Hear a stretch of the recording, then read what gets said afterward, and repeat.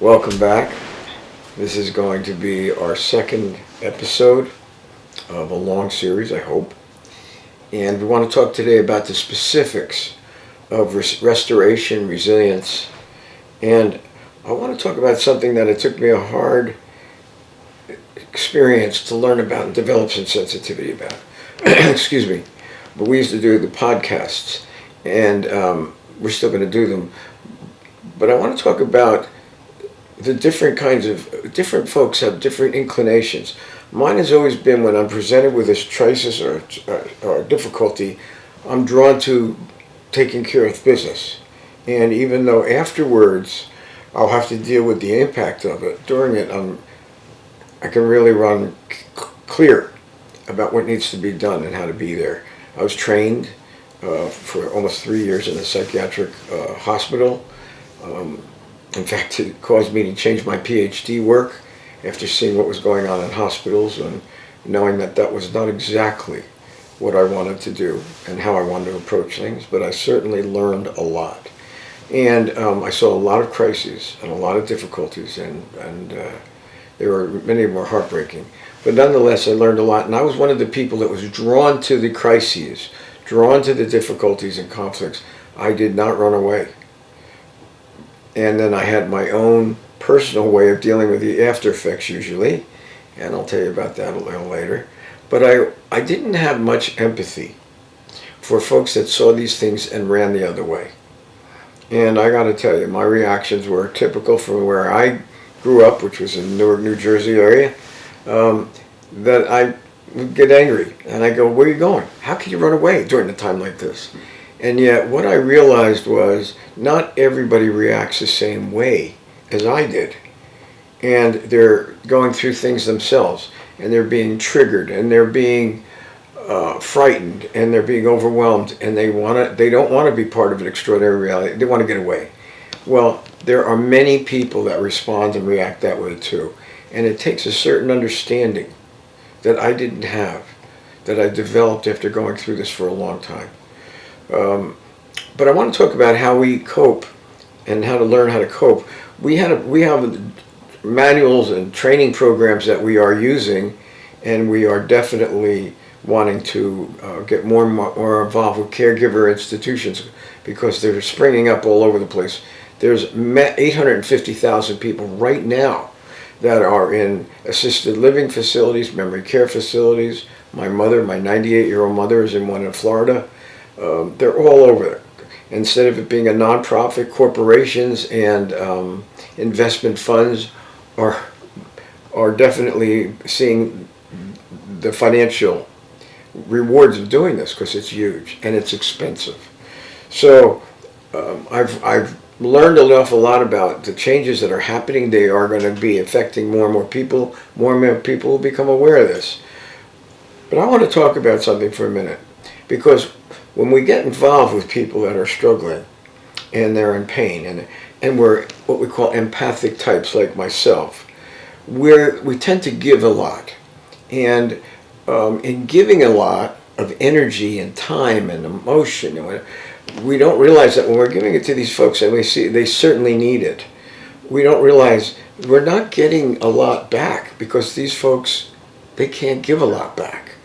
So we keep giving and we get depleted. And if we're not aware of it and how the toll it's beginning to take, or how to restore ourselves, or even how to survive the challenges that come through it, we're going to wind up, we call it burning out and getting sick. We've seen too many caregivers not make it, and too many of them get so sick that they die before the people are taken care of. We've seen too much of that. We understand what causes that many times. So we've developed programs to teach people how to protect themselves and how to survive this. I'll talk about it briefly. We have it in our training manual. It goes into much more detail. But I want to talk about, we call it pushing the pause button, the on button, and the off button. Okay? And the on button, obviously people are wide open, and they're totally receptive, and they're giving, and okay, that's being open. Loving relationships are like that, true loving relationships. Trusting, open, There are no defenses. There's just trust, selflessness, caring, and it's very sweet, but it's not always appropriate. Then we have the off button, which I'm sure all of you know about. The off button means there are no openings. You're completely defensive, and you're closed. And there's a time and a place for that too.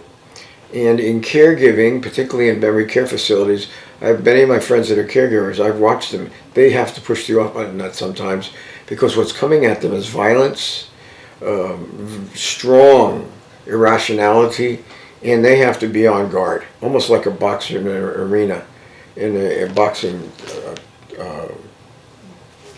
what do you call it, in a boxing challenge. And they have to be able to have that off button. They got to protect themselves. Then there's another, and it's called the pause button. And this is the one that we train people a lot about. And it has to do with when we're dealing with people who are really in distress. There's a point that they need us, and we're going to be giving to them as an empath. Here's the problem. We can't stay open that way all the time. It's not appropriate for them, and it's not good for us. But we need to have some kind of protection while we're going through our interactions with folks that are in such distress, whatever kind it is. By the way, dementia is one of the toughest, dealing with people with dementia. But what I want to say is, when this is going on, it doesn't mean you're not going to feel like pushing the off button. It means you're feeling what's going on. And at that time, it may be triggering or stimulating things within yourself. This kind of work does that. And things may begin to come out and draw out of your unconscious, your physicality, your emotionality, and it can be some areas of painfulness. But when we're in the pause part of it, we can't get into that. But we need to be aware that it's happening, because what's more important is for us to be there for the person we're taking care of. Later on, though, you have to be aware of what's happened, how it's affected your body and your mind and your spirit, and you're going to have ways of dealing with it. This is not something that you're totally paused on and it stays that way. It doesn't. So we teach people how to take care of themselves after the challenges of the work or the crises or whatever they're involved in, and then we teach them how to discharge the effects of it and decompress. Now, we're a trauma recovery institute. I've been involved in trauma recovery for almost 53 years now. It is 53 years. And one of the things that we've learned is there's certain kinds of skills that I've developed that help people diffuse and decompress from old trauma, present day trauma, in a way that is physical as well as emotional and spiritual. And we can use that, but there's other ways too. There's many other ways to do it. Physical exercise, taking a break, being with your family, shifting completely. People have lots of different ways. Mine is a little bit more, well, it's certainly unique for me, because my balance to very traumatic, difficult, painful work is a completely different type of engagement and lifestyle. That's part of my life, and that is, it's the Western cowboy lifestyle. I have horses. I compete in what they call cutting horse competition. I'm just finishing up training a 4-year-old for competition, and I love it. I've been in sports all my life. I still am, and I love the competition. And I have my wounds and my injuries to prove it. But I'm one of those people that finds ways to take care of it, but go on, and I love it. But that shifts my mind, and it gets me involved in something completely different that restores me. An interesting thing, when my wife was sick and I was taking care of her, I would take a couple of hours, so where other parts of our care team were with Len, and I would go to the horses. And now, being there for a couple of hours was certainly away from all the distress I was going through and what I saw them going through. But it did give me a little respite time, a little break. I needed it. I knew it wasn't permanent, but it gave me enough time when I came back that I was more resilient, more refreshed, and ready to meet the next challenge. There are so many different things that people can do to be restored. We have across the street from Institute. We have a gym that we're associated with. Actually, helped start with Steve, our producer's wife, Colleen. She's the trainer over there, where there's a different kind of physical exercise and stretching. They call it, what do they call it? Functional fitness. Functional fitness. Okay. I've been lifting weights since I'm about 13 and a half, so I still am not the greatest stretcher in the world. But I realize now how important it is to keeping yourself fit and keeping yourself resilient.